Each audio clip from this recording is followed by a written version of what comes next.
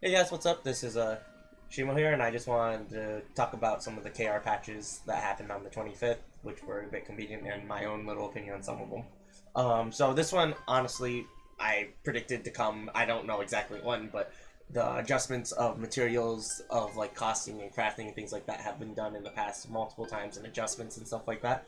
And they finally touched up Henry rewards. So they only touched up the crafting of elite and unique upgrades along with the legendary forces, cutting them in half. So instead of needing 2,000 from rare to elite, you need 1,000, or if you want a legendary force and you need 1,500, it's now 750.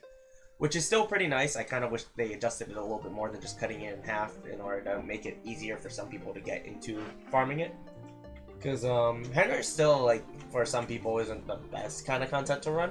But if you can at least get in the mentality of just clear to a certain point to get rewards, then it is still a very nice system in the game, and keep an eye on that. Some other changes that happened were for Raid, they increased the bar progress on it, which I haven't really ran Raid in KR in a while or at all. But they made it so therefore the bar progress is increased to a pretty good degree. It's a double, I believe, but it looks pretty big as well, at least for the starting bar. But other than that, they also made a quest line right here, where if you cleared the last raid on a weekly per account, you can get yourself a reset ticket. So that will help out with people trying to either get the weapon or just give you an extra run if you wanted to farm up Mystic Stones to either use or sell. Other than that, we can talk about, for example, the secret dungeon weapon change, where you then get a +9 secret dungeon weapon cube, weapon unable to be dismantled. But I feel like that we should go a little bit more towards the more bigger conveniences. So first thing first is they actually made Translot B unlocked on your character automatically from Trans. So instead of having only a one slot increase, you get two, and you don't have to pay anymore. Now this will save you a lot of ED if you want to play multiple characters, or if you wanted to get the Translot B. So if anything, try not to buy them. And then the other changes were Elrino gear and void weapons. So if you see here, this was the void weapon I was using, and then this is a void weapon that I just opened.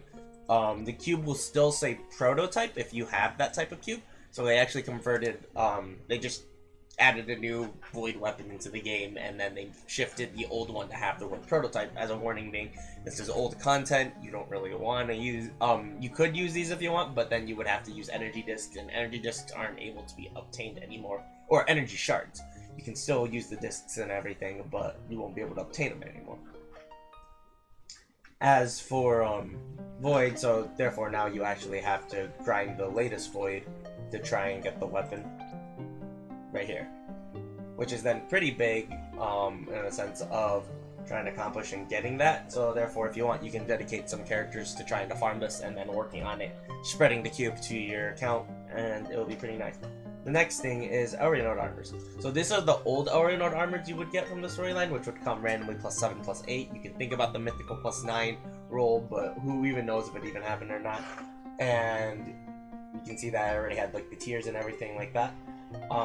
The latest one now are +9. They are unable to be dismantled, but you can bank share them.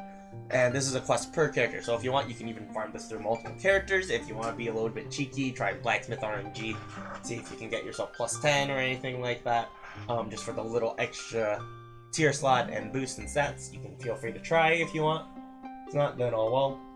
But yeah, so the only difference is between the two, besides the +9, is that they all become level 26 rather than 20.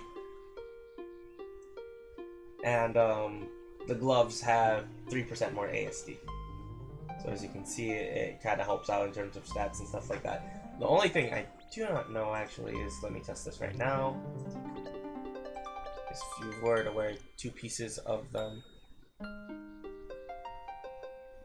Oh, they do work. So the old and the ancient sets can mix match with one another. So you can feel free to try and use that in terms of if you have some pieces +10 or not, you can use that. Some other stuff that you can actually do as well is you can actually Mystic Stone the Void Weapon as well, and you can even replace the discs if you don't want certain vines and stuff like that. Again, that is up to you. And that's pretty much it for this video of what you would want to do in it. Yeah.